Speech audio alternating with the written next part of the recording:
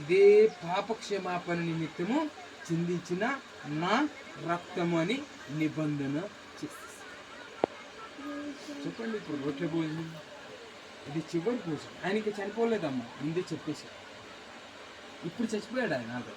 ఇప్పుడు ఇది పూర్తిగా ఇది శరీరమే, దేవుని శరీరమే. ఇది పూర్తిగా దేవుని. ఆయన ముందుగానే దీన్ని శిశువులకు నేర్పించి వెళ్ళిపోయాడు. దీన్ని నమ్మరు. ఇప్పుడు దైవ సేవకుడు వస్తూ ఉన్నాడు మన దగ్గరికి. రాగానే మనం ఏం చేస్తాం? రొట్టె భోజనం ఉంది, ఈరోజు రొట్టె భోజనం అందరు రావాలి అని నేను చెప్తాను. నేను ఎందుకు చెప్తాను? రొట్టె భోజనం మీరు తినాలి, దేవుని ఆశీర్వాదం మీలోకి రావాలి అని నేను చెప్తాను. మీరు ఏం చేస్తారు? కొంతమంది వస్తారు, కొంతమంది రారు. ఈ రొట్టె భోజనాన్ని తృణీకరించిన, ఈ రొట్టె భోజనముని విశ్వాసించకుండా తిన్నా, ఈ రొట్టె భోజనంలో నీతి లేదని నువ్వు అనుకున్నా, నీకేమీ లాభం లేదు. నీకేమీ లాభం లేదు దీనివల్ల. యేసుక్రీస్తు ఈ రూపంలో చూస్తున్న దేవుడు కాదు. సిలువలో చూస్తున్నాం, ఫోటో చూస్తున్నాం, టీవీలో పిక్చర్ చూస్తూ ఉంటాం మనం. జాన్ విలియం కేరీ ఒక వ్యక్తి ఉన్నాడు, సినిమా తీశాడు. యేసుక్రీస్తు ఒక సినిమా డైరెక్టర్. అప్పటి కాలం అద్భుతంగా నటించేవాడు. ఆయన పేరు అంత సరిగా తెలియదు నాకు. ఆయన కూడా విలియమే. ఆయనేమో హీరో, ఈయనేమో డైరెక్టర్. బైబిల్లో దాన్ని చదువుతూ ఆ సినిమాను మొత్తం షూటింగ్ చేస్తూ ఉంది. ఒకరోజు వాళ్ళకు ఒకటి అనిపించేసింది ఏంటంటే, పాత నిబంధన గ్రంథంలో యేసు ప్రభు పుట్టి సిలువకు పడే సందర్భం వచ్చేసింది. ఇప్పుడు అది సినిమాలో షూట్ కావాలి కదా అని దాన్ని షూట్ చేస్తూ ఉంటే నటించే వ్యక్తి చాలా దారుణంగా, మంచిగా, నిజంగా నటిస్తూ ఉన్నాడు. భయంకరంగా నటిస్తాడు.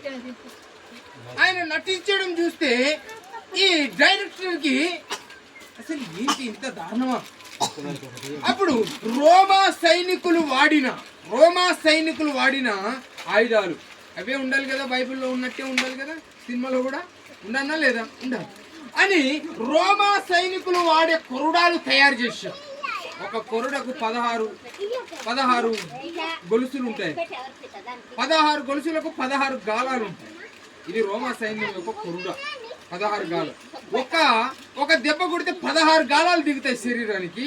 ఒకసారి లేపితే 16 గాయాలు అవుతాయి ఒక దెబ్బకి. దాన్ని తయారు చేసి ఆయనని ఒక బండ కట్టేసి, సినిమా షూట్ అవుతా ఉంది, ఆయనని ఒక బండకి కట్టేసి ఆయన డైరెక్టరు చెప్తా ఉన్నాడు, ఈయన నటిస్తా ఉన్నాడు, వారు సైనికులు కొడతా ఉన్నారు. కొట్టేటప్పుడు ఒక గాలము ఆయన పుచ్చుకుంటే ఘోరంగా లేడ్చి కింద పడ్డాడు. ఒళ్ళంతా రక్తంతో నిండిపోయింది, శరీరం అంతా ఎర్రగా మారిపోయింది. డైరెక్టర్ చూసి, నిజంగా యేసుక్రీస్తు ఇంత శ్రమ పడ్డాడా ఈ లోకంలో, ఇంత బాధపడ్డాడా ఈ లోకంలో?